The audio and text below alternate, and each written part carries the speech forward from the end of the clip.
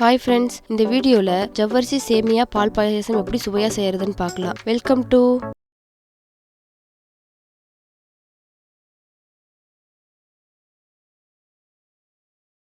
இந்த வீடியோவை ஸ்கிப் பண்ணாமல் பாருங்கள். ட்வின்ஸ் ஹனி யூடியூப் சேனலை சப்ஸ்கிரைப் பண்ணுங்கள். இப்போ ஜவ்வரிசி கழுவி வச்சுருக்கேன். 100 கிராம் ஜவ்வரிசி சேர்த்துக்கிறேன். இப்போ ஜவ்வரிசி மூழ்கிற அளவுக்கு தண்ணி சேர்த்து குக்கரில் வச்சு ஒரு 2 விசில் வச்சுக்க போகிறேன்.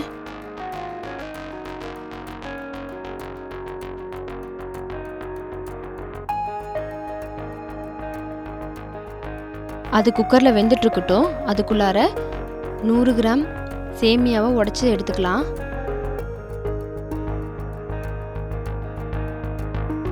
நல்லா உடச்சாச்சு சேமியாவை.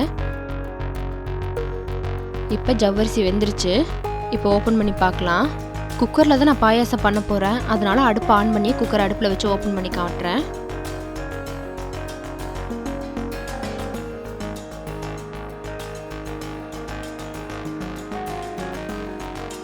ஜவ்வரிசி நல்லா வெந்துருச்சு.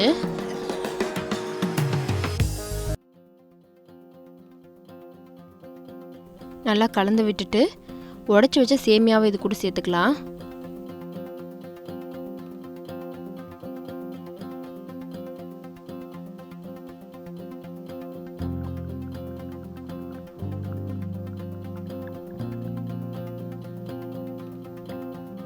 சேமியா சேர்த்தாச்சு. நல்லா கலந்து விட்டுக்கலாம்.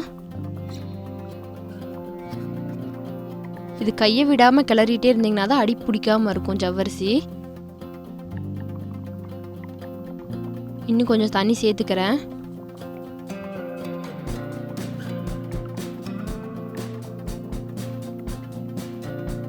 வெந்துருச்சான்னு பார்க்கலாம். சேமியாவும் ஜவ்வரிசியும் நல்லா வெந்துருச்சு. 2 ஏலக்காய் தட்டி இது கூட சேர்த்துக்கிறேன்.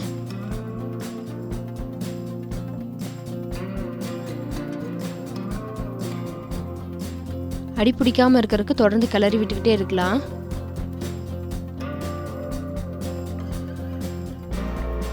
இப்போ சர்க்கரை சேர்த்துக்க போகிறேன். 1 கப் அளவு சர்க்கரை சேர்த்துக்கிறேன் நான். சுவைக்கு தகுந்த மாதிரி நீங்கள் கூடவோ குறைச்சலோ சேர்த்துக்கலாம். சர்க்கரை சேர்த்து நல்லா கலந்து விட்டுக்கலாம். இப்போ ஒரு பிஞ்ச் அளவுக்கு உப்பு சேர்த்துக்கிறேன். நல்லா கலந்து விட்டுக்கலாம். இந்த ஸ்டேஜில் ஒரு கடாயை அடுப்பில் வச்சு பாலை நல்லா காய்ச்சி எடுத்துக்கிட்டேன்.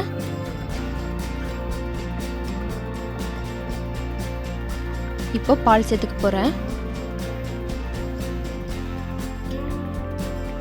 நெய் சேர்த்து முந்திரி திராட்சை வறுத்து எடுத்துக்கலாம்.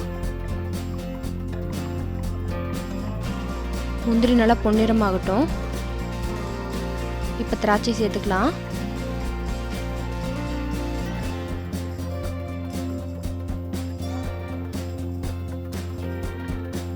நல்லா வறுபட்டுருச்சு.